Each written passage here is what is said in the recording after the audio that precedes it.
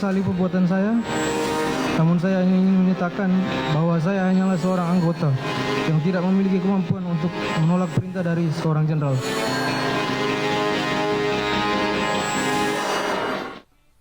Baik pemirsa, untuk membahas lebih lanjut terkait sidang hari ini, bersama kami sudah bergabung pengamat kepolisian Alphonse Leumau. Selamat pagi Pak Alphonse. Selamat pagi Mbak April. Baik Pak Alphonse, ini kuasa hukum Hendra dan Agus mengatakan mereka tidak mengetahui bahwa perintah merusak barang bukti dari Ferdy Sambo adalah sebuah rekayasa. Apakah hal itu bisa melepas mereka dari dakwaan Pak Alphonse? Itu pernyataan seorang Hendra yang tolol sebagai seorang brigadir jenderal ya, yang bukan seorang bawahan. Kalau itu dijawab oleh seorang Eliezer, saya agak mengerti sebagai seorang mantan penyidik. Tapi kalau seorang Hendra yang pangkatnya sampai bintang itu karena otaknya banyak dan kemampuan analisanya terukur gitu. Jadi hanya alibi saja ya Pak Alphonse ini?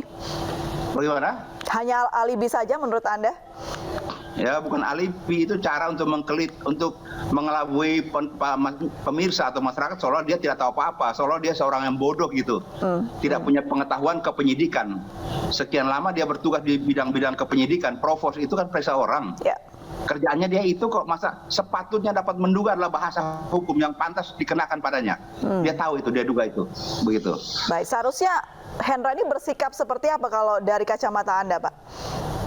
Sebagai seorang profesional dengan pangkat yang sedemikian tinggi, dia mempertanyakan apa-apa yang harus dia kerjakan, mengambil CCTV, merusak dan sebagainya. Itu dia tahu bahwa itu menghalang-halangi atau mempersulit nantinya pemeriksaan lebih lanjut karena bukti-bukti akan rusak. Alat bukti tersebut dan apa-apa yang bisa digambarkan akan rusak dan menyulitkan pembuktian perkara tersebut. Jadi kegiatan dia mengangkat, mengambil, memindahkan, merusak itu sebuah perbuatan yang sengaja, mau dan tahu, bukan tidak tahu gitu. Meskipun ada perintah dari atasan langsung yang pangkatnya lebih tinggi daripada Hendra Kurniawan ya Pak Alphonse? Angkatnya beda-beda tipis loh, karena memang antara Hendra dengan Sambo ini kan ibaratnya kuku dengan daging. Kesehariannya mereka saling bersinergi untuk segala perbuatan. Tidak terkemungkinan bahwa perbuatan-perbuatan melanggar hukum ini pun merupakan kerjasama mereka berdua antara lain. Baik, karena sering bersamaan berarti bukan ada alasan kalau ini perintah dari atasan, lebih karena untuk menyelamatkan satu tim saja begitu ya Pak Alphonse? Pernyataan dia tidak tahu ataupun karena atasan itu pernyataan sebuah kepernyataan yang bodoh dari seorang yang dengan pangkat setinggi itu dan pendidikan serupa itu. Karena sampai pada pangkat dan jabatan itu merupakan sebuah jenjang seleksi atas kompetensi begitu. Baik. Pak Alphonse, kita sudah terhubung dengan Pak Sugeng Santoso dari IPW. Selamat pagi Pak Sugeng. Halo. Pak Sugeng, selamat pagi. Selamat pagi, Mbak. Baik, Selamat Pak Sugeng. Selamat pagi. Ya Pak Sugeng, apa pandangan atau pendapat Anda mengetahui bahwa Hendra dan Agus mengatakan mereka tidak mengetahui bahwa perintah merusak barang bukti dari Ferdy Sambo adalah sebuah rekayasa? Waduh, kacau itu ya. Itu dalam kapasitasnya seorang Jenderal Bintang 1 dan juga Kombes ya, yang tugasnya sehari-hari melakukan penyelidikan dan penyidikan serta memeriksa dugaan pelanggaran anggota, itu sama saja menjalankan fungsi reserse, harus tahu bahwa semua barang-barang yang terkait dengan satu peristiwa pidana harus diamankan, dilindungi, kemudian diperiksa dalam kaitan tindak pidana. Tadi saya sangat cocok dengan pendapat Bang Alphonse itu ya, bahwa mereka itu alasan yang apa ya, dicari-cari ya. Kalau Bang Alphonse bilang kan itu bodoh ya, itu alasan yang dicari-cari, jadi nggak pas lah itu ya, begitu. Baik. Saya kembali ke Pak Alphonse. Pak Alphonse, dari 10 saksi yang rencananya akan dihadirkan dalam sidang hari ini, 5 diantaranya adalah anggota polisi. Respon Anda seperti apa? Ya, karena yang disebut kategori saksi orang yang mengetahui tentang sebuah peristiwa pidana. Dengan demikian siapapun yang mengetahui tentang peristiwa pidana itu patut dikategorikan sebagai saksi. Sedangkan ada pemahaman terbaru yaitu tidak harus dia lihat langsung dan dengar langsung. Yang mengetahui secara tidak langsung pun jadi kategori saksi. Putusan Mahkamah Konstitusi. Jadi yang saksi 5 orang itu memang karena mereka tahu kejadiannya apa yang terjadi sebenarnya dengan sekitar tempat kejadian perkara itu, Mbak. Oke, saya ke Pak Sugeng, apakah dari 5 saksi polisi ini bisa jadi akan naik statusnya menjadi tersangka karena ya diperkirakan terlibat juga dalam kasus ini? Kalau ada peran atau perbuatan dari 5 saksi ini yang bersentuhan dengan tindak pidana dalam arti terkait dengan tindakan merusak barang bukti, ya, mengetahui saja tidak memberitahukan adanya satu peristiwa pidana, itu saja sudah tindak pidana dalam posisinya sebagai polisi, ya. Apalagi kemudian terlibat walaupun perannya kecil, misalnya hanya menonton gitu ya, hanya menonton, kemudian hadir bersama di dalam rapat atau menonton barang bukti tersebut diperiksa, ya, tapi kemudian tidak melakukan satu tindakan apapun, Ya. bisa dikenakan dia satu sanksi juga, terlibat, ya, begitu. Baik. Saya tidak tahu di 5 saksinya siapa ini. Masuk dalam obstruction of justice kah, Pak Sugeng? Ya masuk, salah satunya ya saya dengar itu AKP Irfan Widianto, ya. Irfan itu kan dia diajak oleh seniornya Cuk kalau tidak salah untuk datang dan melihat, ya, datang dan melihat proses diperiksanya CCTV tersebut. Dia sudah jadi tersangka tuh. Kalau 5 saksi lain dalam kapasitas dan juga peran yang sama, ya harus dijadikan tersangka juga. Baik. Saya kembali ke Pak Alfons. Pak Alfons, ada banyak anggota kepolisian yang menjadi saksi dalam persidangan hari ini. Apakah itu artinya rasa profesionalitas dalam kepolisian terhadap kasus ini sangat rendah begitu? Setiap orang menjadi saksi, kaitan dengan profesionalitas itu berkaitan dengan sejauh mana pihak-pihak yang jadi saksi tersebut mengetahui dengan tepat apa yang terjadi, mendengar ataupun memahami bahwa kejadian-kejadian tersebut merupakan sebuah peristiwa pidana. Jadi kesaksian ini berkaitan dengan sebuah peristiwa pidana, yaitu kalau kita lihat di sini adanya dugaan ada orang mati. Mati ini karena apa? Nah, untuk mengungkap kematian ini karena apa dan sebagainya, sejauh mana orang-orang yang jadi saksi sekian orang anggota polisi tersebut mengetahui peristiwa tersebut. Demikian untuk membuat terang perkara kematian karena apa sebabnya dan siapa saja yang terkait dengan kematian ataupun perbuatan pidana itu. Gitu, Mbak. Para saksi ini akan bisa menjadi faktor pemberat terdakwa kah? Jelas, karena kesaksian daripada berbagai orang yang sekarang masuk kategori saksi akan memperjelas bagaimana sih duduk persoalan, karena kesaksian ini akan merupakan garis-garis singgung yang membuat hakim akan melihat atau percaya bagaimana sebenarnya duduk persoalan sampai si korban ini meninggal. Apakah memang karena seperti cerita tembak menembak itu dan sebagainya, di mana cerita-cerita tersebut direkayasa dari awal sehingga berseliweran berbagai informasi yang simpang siur membingungkan masyarakat, dan ini merupakan bahagian daripada sebuah perbuatan merusak atau menghambat jalannya penyidikan dengan tipu-tipu ataupun siasat-siasat yang memang sengaja dirancang untuk sebuah perbuatan pidana oleh si Sambo dan teman-temannya, yaitu ya si Hendra dan sebagainya. Itu satu kelompok orang dengan kegiatan yang hampir bersamaan, karena mereka berpikir mereka berbuat apa saja itu halal di negeri ini dan mereka bisa ngatur semua di negeri ini. Itu yang sekian lama terpikir oleh mereka. Baik, Pak Sugeng, dengan hadirnya saksi dan juga bukti-bukti yang sudah dihadirkan begitu, apakah ini akan menjadi hal yang akan bisa diputuskan oleh hakim atau IPW sendiri punya fakta-fakta lain yang sudah dikumpulkan? Jadi begini, Mbak, ketika perkara tersebut sudah dinyatakan P21, artinya jaksa sudah melihat bahwa berkas perkara tersebut telah lengkap, ya. Uraian unsur-unsur yang dipersangkakan dengan pemeriksaan barang bukti termasuk saksi itu sudah dapat dibawa dan dibuktikan di pengadilan, ya.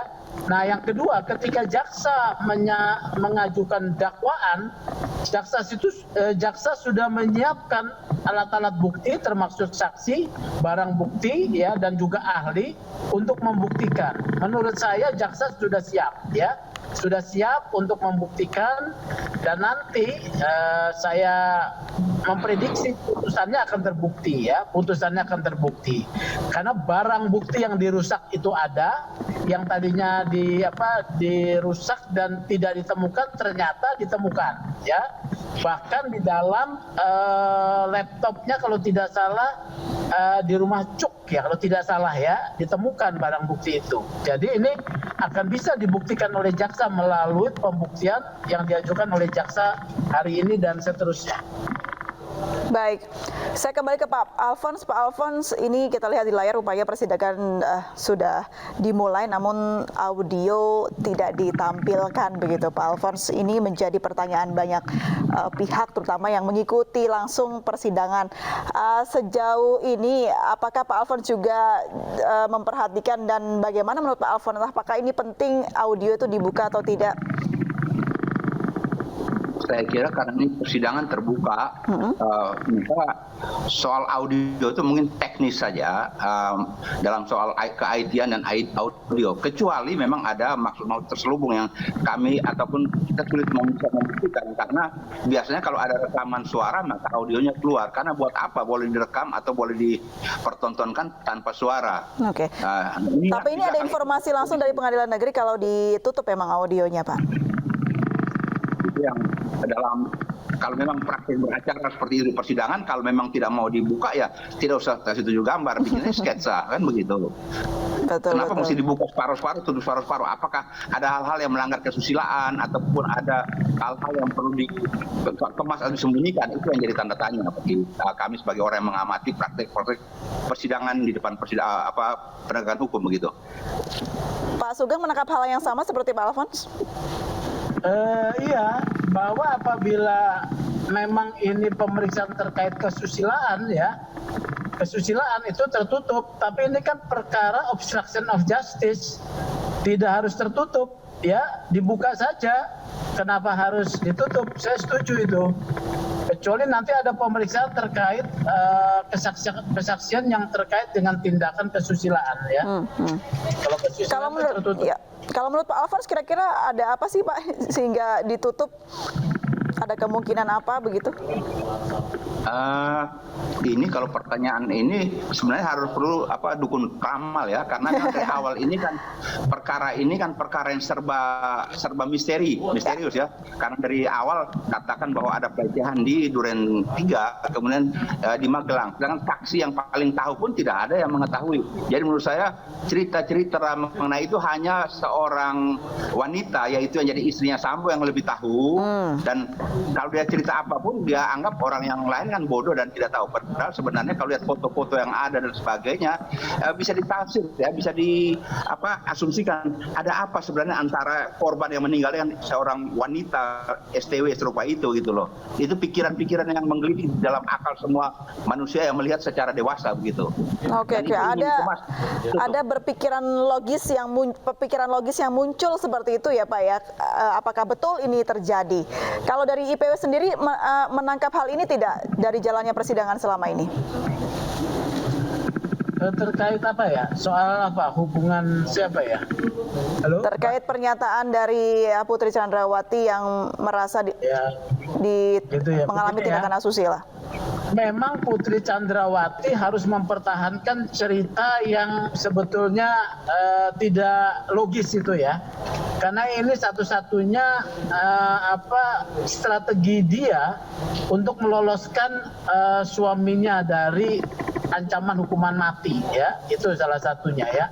Yang kedua, semua juga banyak pihak, bukan semua ya, sebagian besar pihak meragukan adanya pelecehan seksual. Bahkan IPW berpendapat, ini pendapat ya, dan menduga yang terjadi bukan pelecehan seksual. Kalaupun korban Yosua ada di dalam kamar, itu atas kesepakatan dengan Nyonya PC ya. Kalau Yosua ada di dalam kamar, atas kesepakatan dengan Nyonya PC, seperti itu.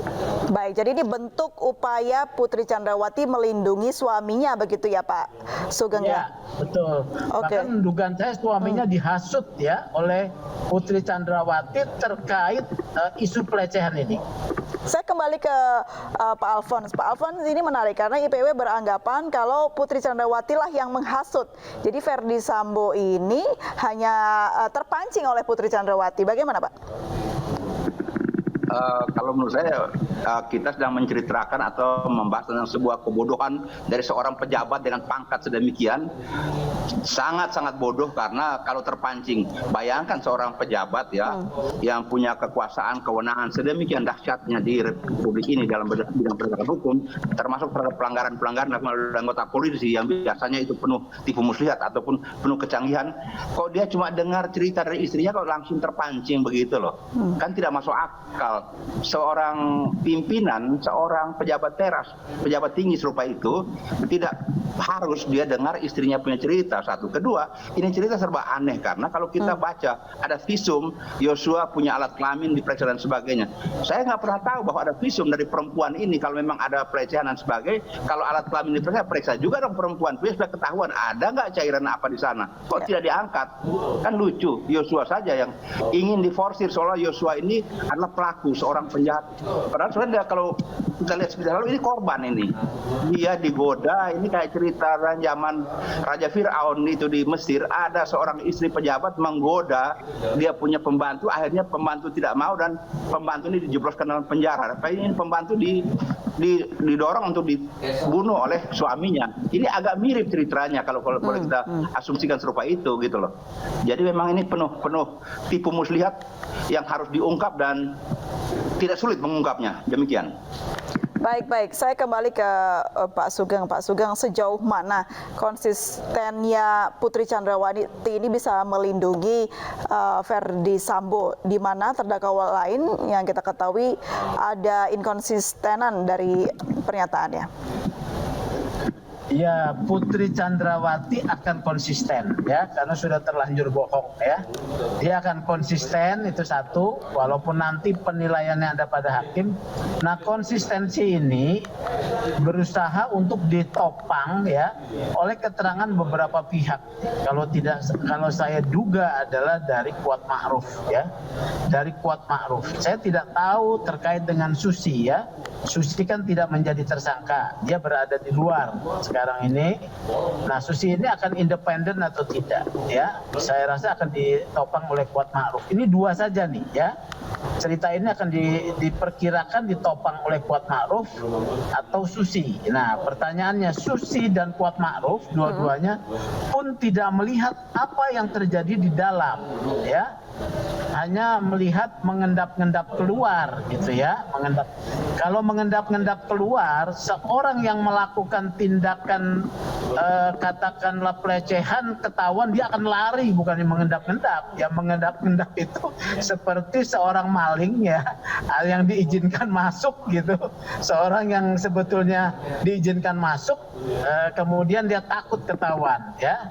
Tadi saya sih kayaknya setuju dengan cerita itu, kayaknya cerita Daud ya. Daud ya, Nabi Daud yang digoda di tanah Mesir tuh oleh istri penguasa di sana itu.